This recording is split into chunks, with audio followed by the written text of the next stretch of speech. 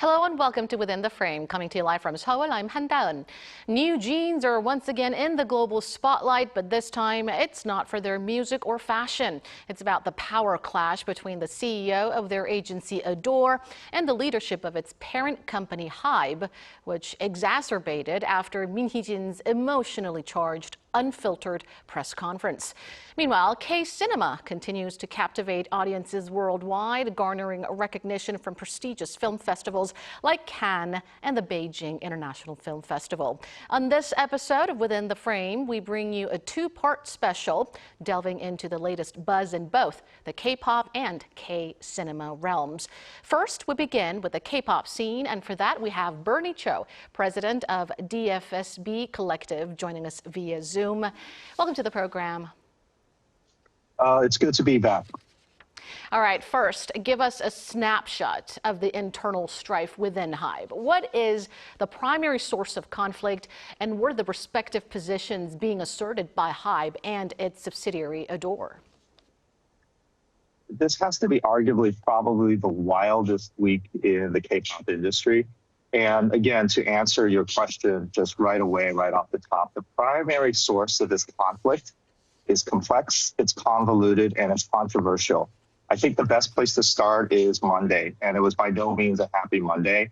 Out of nowhere, suddenly, unexpectedly, HYBE announced that they were going to conduct an internal audit immediately on one of their most successful subsidiaries, ADOR. And soon after this audit was announced, surprisingly, and to the shock of the music industry, HYBE immediately demanded that the CEO, Min Hee-jin, resign. Soon afterwards, Min Hee-jin, who refused to resign, issued a statement basically accusing HYBE of basically being in collusion with another sublabel, the Lift Lab, who are the producers and the creators of a new girl band called Illit, and claiming that they were guilty of plagiarism. And then throughout the week, it was a he said, just sifting through what they said, who said. There are multiple versions of the so-called truth, and at the moment, none of them even come close to matching each other.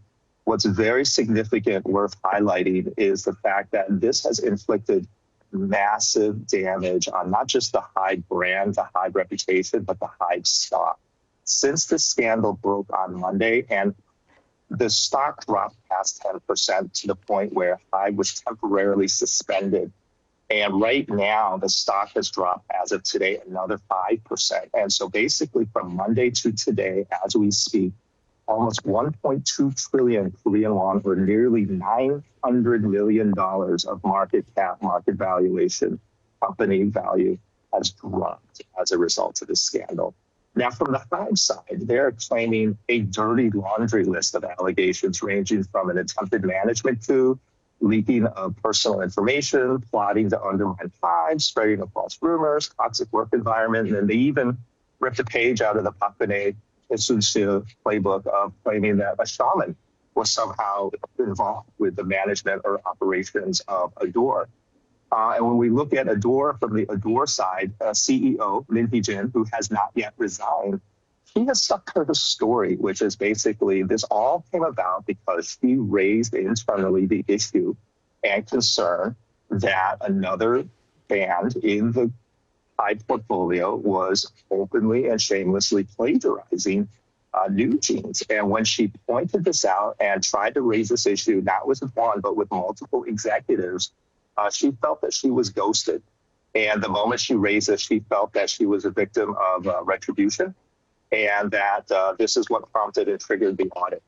And so right now, almost in real time, we are getting sort of a back and forth, just sort of play-by-play, blow-by-blow from both sides. And frankly speaking, as a fan of both HYBE and of ADOR, it's just really sad to see what has happened and has transpired, and what it's just mudslinging at just an extremely low level. And ironically, the label name ADOR is supposed to represent and mean love, and right now there's absolutely no love lost between these two companies and these two titans in the K-pop industry.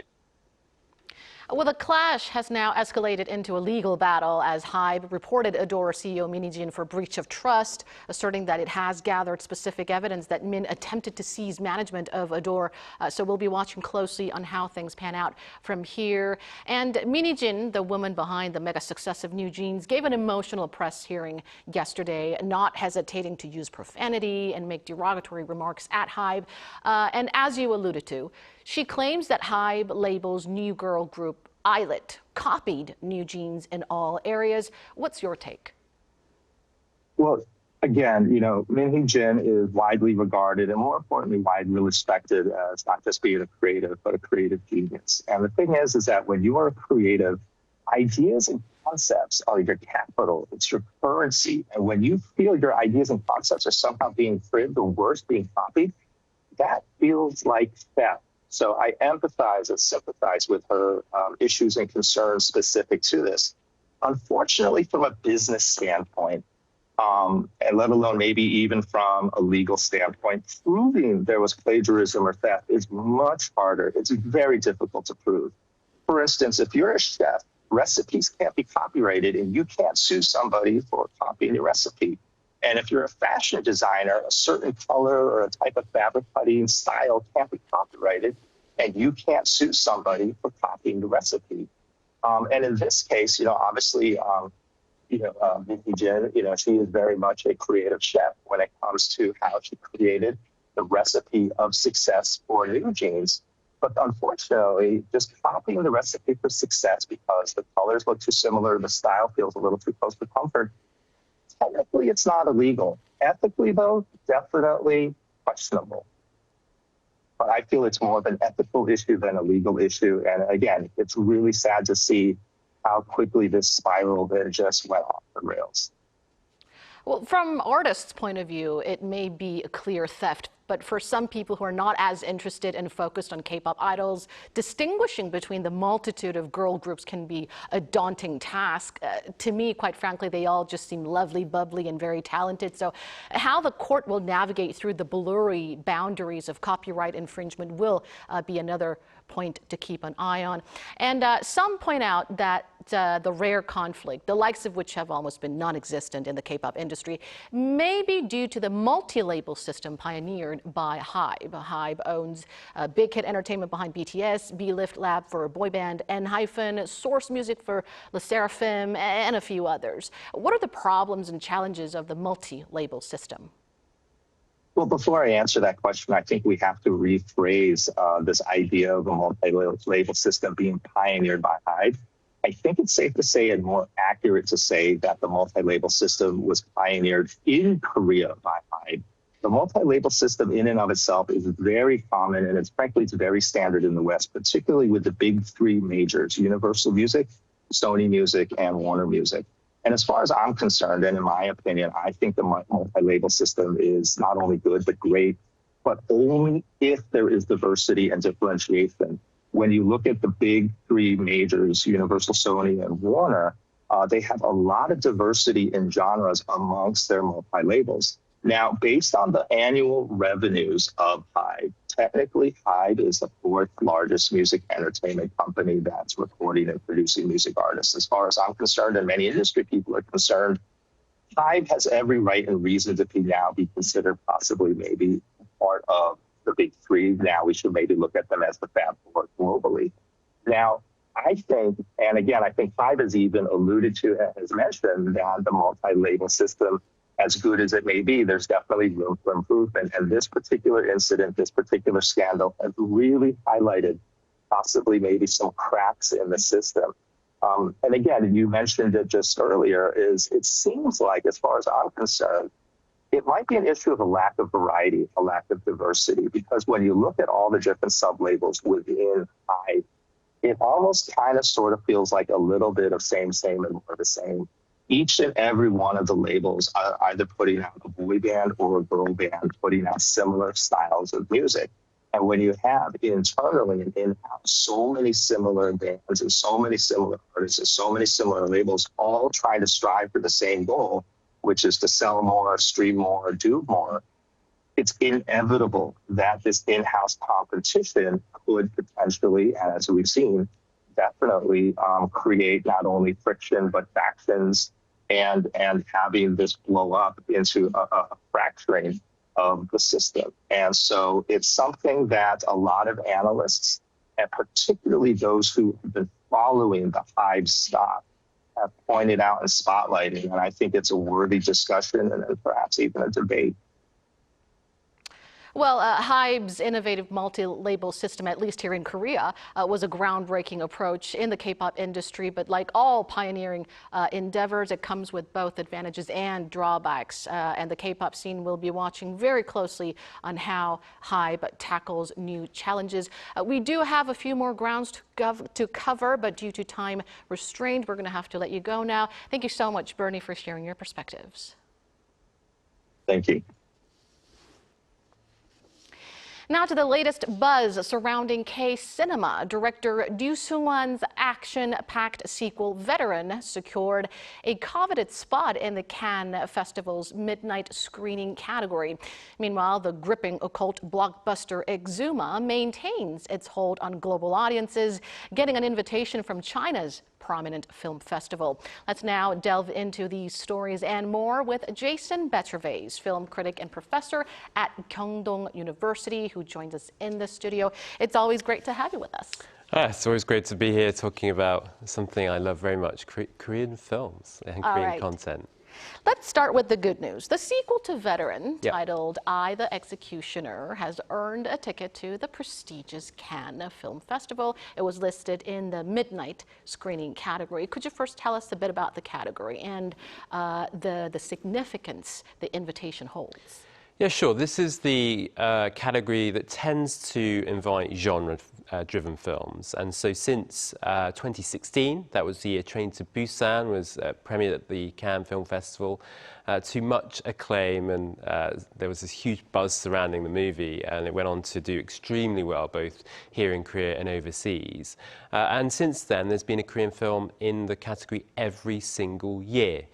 Sometimes, actually, there have been two films. There's one film one year, I think this following year, where they had The Merciless and The Villainous screening in that particular section. And since then, we've had a movie screening or premiering at the Cannes Film Festival in the midnight section every year. And I think that just goes to show that the programmers have a big appetite for Korean genre cinema. When it comes to genre films, you know, Korea really does punch above its weight. So it's no surprise. In fact, it's got to the point now where I just expect a Korean film in the midnight section, and this year, and I'm very delighted to hear that it was Ryu Seung-won's Veteran sequel, and he's a director who's actually continued to make films during the pandemic. We had Milsu, and we also had the his other film, Escape from Mogadishu, and so he released those films despite the risks involved.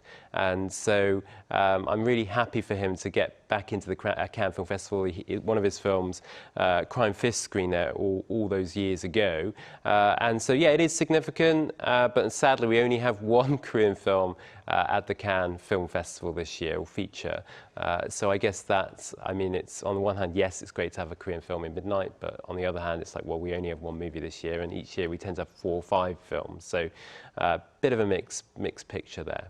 Which leads us to our next question. Like you said, no Korean movies were selected for the in competition at the Cannes Film Festival, and this for 2 years in a row. Yeah. What are the implications for the Korean movie industry? Okay, so the Cannes, the main competition in Cannes is basically a competition for auteurs. So these are established filmmakers with distinctive styles, you know, famous movie makers, or filmmakers, essentially.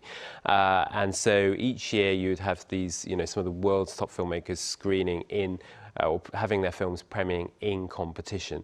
So it's extremely difficult to kind of penetrate that kind of field of filmmakers. Right. So, you know, over the years we've had filmmakers such as Ken Loach and various other. In Korea, of course, we've got Bong Joon-ho, Park Chang-wook, Lee Chang-dong, Hong Sang-soo, and Im Sang-soo. And in fact, you know, there aren't many Korean filmmakers that actually made it into competition. Bong Joon-ho only made it in competition with Okja in 2017. His films, The Host, premiered in the Director's Fortnight, which is a sidebar. not competition. Obviously, it's not even part of the main selection. And then his film Mother screened in uncertain regards. So again, not competition, it was Okja. And so it's just, yeah, you have to be very fortunate. And Naongjin as well. I mean, the Wailing screened in Cannes, but it didn't screen in competition. So I don't think it necessarily means anything bad for the Korean film industry. That being said, though, I think there's a lot of talk about, the next generation of filmmakers. So you have the 386 generation, those filmmakers born in the 60s, went to university in the 80s, and were 30, or in their 30s when they entered the film industry in the 90s, when this term was coined, the 386 generation. And so, yeah, the next generation, those filmmakers that were born in the 80s and 90s, a healthy industry needs to have younger filmmakers and getting those opportunities in Cannes. Yeah, definitely the Cannes Film Festival. I think that will happen, but sure, it's disappointing not to have a Korean film in competition. It's also worth mentioning that, no director had films ready. So Bong Joon-ho's got a film ready, but it's being released in January, so some were expecting to get that to get into Cannes, but it's not a Korean film. But the other directors, Park Chan-wook, he's got his latest HBO series that's screening in the US and also around the world, The Sympathizer. And so, yeah, I think the only exception perhaps is Na Hong-jin, his film Hope, which wrapped up last summer. So that could have been a contender, but he tends to take a long time in post-production in his films, so it's probably not ready yet. So I think we'll see maybe a film potentially by Park Chan-wook or one of the other auteurs in competition next year. Following the huge global success of many Korean movies, we often tend to forget how daunting, how challenging it is to make it to the main competition. It's really hard. It's the Cannes competition. It's the most prestigious film festival competition in the whole world. And you don't just get in there. They are very picky. And there are only a handful of Korean directors who have achieved it. And if they've not got films ready, and for Korea, I think, Park Chan-wook's Old Boy was the first film of his at screening competition. It wasn't his first film. So to have a feature debut in competition by a Korean filmmaker, very, very difficult. So most likely it'll be a Korean filmmaker who's probably had a film premiere or screened elsewhere in the festival, and then eventually, hopefully, get into the main competition.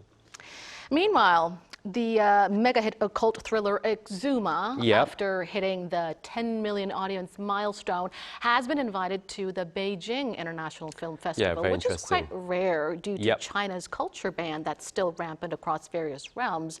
How do you see this? Yeah, no, this is potentially very interesting because, since the THAAD deployment, in 2016, I think it was, there was essentially a ban on Korean content in China. But there's still a lot of appetite in China for Korean content. I see that in my classes. I've got students from China who are very eager to learn about Korean content and Korean films. But yeah, more recently, I think in 2022, they lifted the ban on streaming services or streaming sites, so they could have Korean films screen on those sites in China. And slowly but surely, we're seeing more Korean films get released in China and also screen at festivals. So it's great to see Exuma screen there. I mean, obviously China and Korea are quite different, but they also, they're quite close to each other and share somewhat similar cultures in some respects. So I think, certainly I see that in my classroom, Chinese students really connecting with Korean films, perhaps in a different way compared to, students from, Europe and North America. So it's not surprising to see the interest in Korean content in China, but yeah, it's been unfortunate for the industry that it's taken quite a while since 2016 for Korean content to get back into the festivals, back into theatres and back onto streaming services. And many here in Korea are cautiously optimistic that the unwavering popularity of K-contents, as exemplified by Exuma, could lead to China's easing of culture ban a little. Now, the roundup punishment set a Korean box office record for opening day sales, and it also surpassed 1.3 million spectators in just 2 days. Now, the third installment was largely considered a bit iffy. What are your prospects for the latest one? I actually just saw it. I really enjoyed it. This is a film that screened at the Berlin Film Festival in February, and it's opened to 820,000 admissions, which makes it the fourth biggest opening of all time in Korea. You know, I mean, along with the Guards, HYBE and Train to Busan, they had bigger openings. But yeah, number 4, you know, in terms of, you know, its box office tally on its opening day is rather extraordinary. And it's not something I was expecting. And actually, just checking on my phone before coming on here, it's 847,000 tickets have been pre-sold ahead of the weekend. So it's going to do very well over the coming days. The reaction's been a little bit mixed. I think partly because it is quite dark, actually, compared to the third and the second installment. It's quite violent.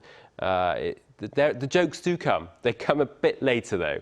And there are actually some clapping in the screen, which is unusual, you know, at the end of the film. Like, people seem to enjoy it. So I think the reaction is somewhat mixed, perhaps not.